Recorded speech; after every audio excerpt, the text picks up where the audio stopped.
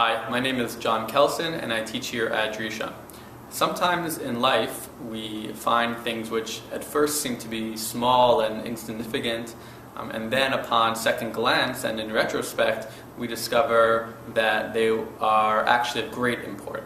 And the same phenomenon occurs in learning. Sometimes the things which seem to be the smallest actually carry extremely significant weight. In this week's Parashat Beshalach, there are many big moments: the splitting of the sea, the battle with Amalek. Many important things happen in this week's Parsha.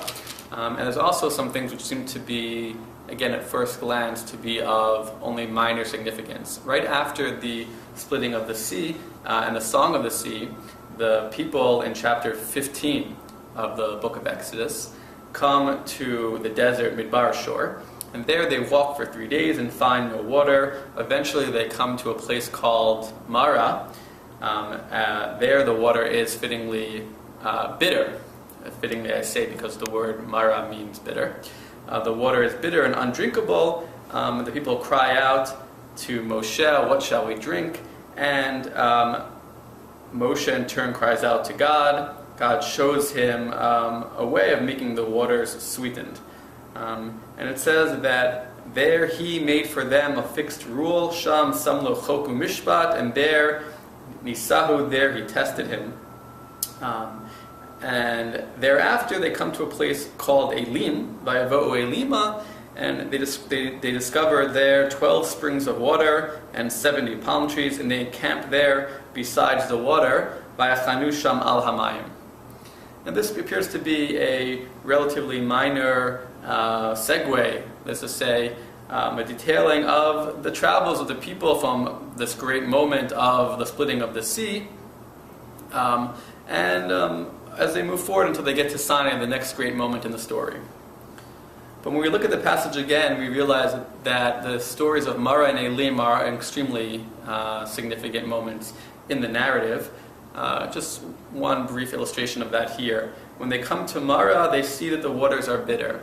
Bitterness in the book of Exodus is not just bitterness. Bitterness connotes the Egyptian experience. In Egypt, the last time we saw this root in the book, the Egyptians embittered the lives of the Israelites via the difficult work. So when the reader, or to say differently, when the Israelite crosses the sea, marking the highlight of the Exodus and redemption, we expect him to come to a place of expanse.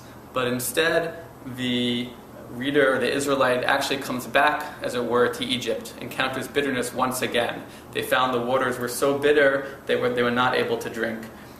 Ki marimhe, because they were bitter, and that was why the place was called Mara. So in other words, what happens at Mara is not just a place with bitter water. What's happening at Mara is a re-encountering with Egypt, with Mitzrayim. Mara is the Egypt after Egypt. Mara, however, and Elim thereafter, is not only the Egypt after Egypt, it is also the Sinai before Sinai. Because at Mara, Sham Samlo Choku Mishpat V'Sham Yisahu, Mara is a place of revelation of Torah, of revelation of law, and there are many midrashim which illustrate this. Indeed, according to our tradition, the custom or the practice of reciting the Torah every 3 days, Monday, Thursday, and Shabbat, is derived from this passage here, where they travel for 3 days without water. If water is Torah, then indeed we may not travel in our lives more than 3 days without Torah, and therefore we read the Torah publicly every 3 days. Sham Samlo Choku Mishpat, Misham Nisahu.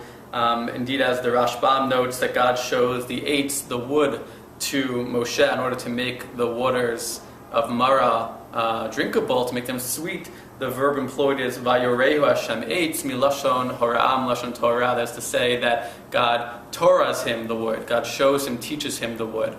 God teaches him the eitz chayim, the tree of life.